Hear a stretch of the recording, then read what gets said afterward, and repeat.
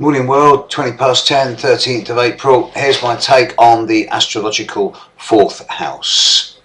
The fourth house, the bottom of the horoscope, the area between 5 and 6 o'clock in your chart normally.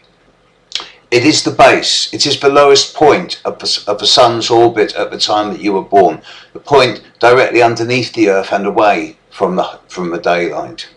It is one's roots and foundations. It stands for the relationship one has with words like home, location, residence, property, the security that goes with that, and the ways in which home and feelings of security nurture oneself. Hence the relationship with nurturing, feeding, protecting, very feminine, dealing with female role model imagery.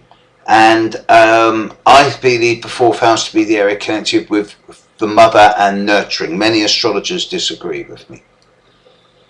The fourth house is where you need safety and emotional security. And if you have planets in the fourth house, then the first place you start is at home. Get your home sorted out and everything else goes from there. If your home isn't sorted, everything else can get wobbly.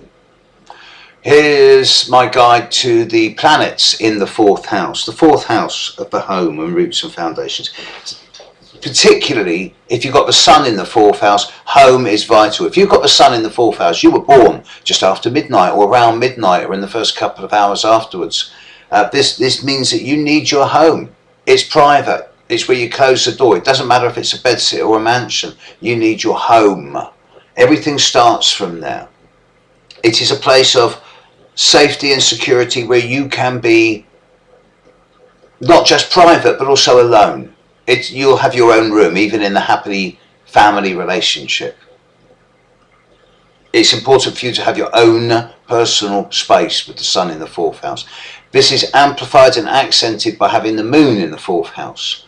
The moon naturally rules Cancer, which is the fourth sign, so the fourth house connection is strong there. The moon in the fourth house can get very overprotective, very maternal, very overly nurturing, smothering as much as mothering when it's in a bad way. When it's in a good way, it does create a very nurturing, homely, protective, safe environment. Excellent for bringing up young children and for family and tribal arrangements.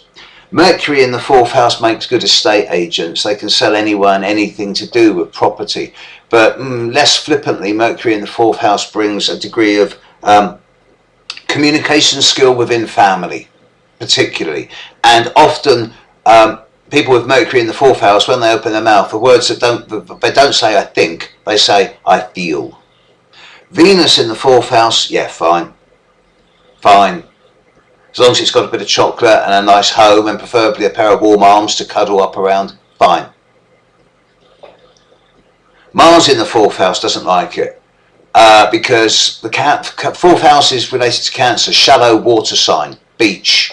And Mars is loud and feisty and fiery, so it wants action.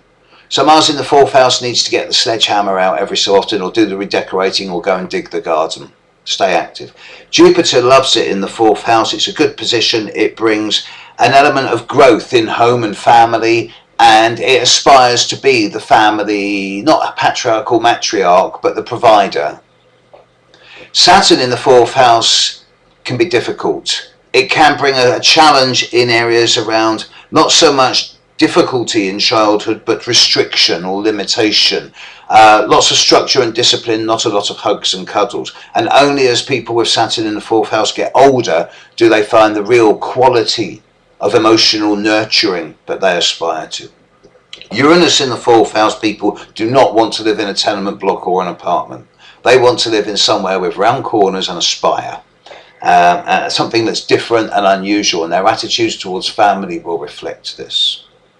Neptune in the fourth house people don't care where their home is as long as it's by a stream or river or lake or running water, and it's a place where they can retreat into their private space, whether it be fantasy or imagination. And Pluto in the fourth house people often go through some quite strenuous experiences in life where they reassess and rediscover different levels of value pertaining to safety, security, home and family, and at the end of the day they may have to take quite a degree of responsibility for their own brood. There you go, folks. That's Venus in the fourth, the planets in the fourth house. I hope that was helpful. Bye.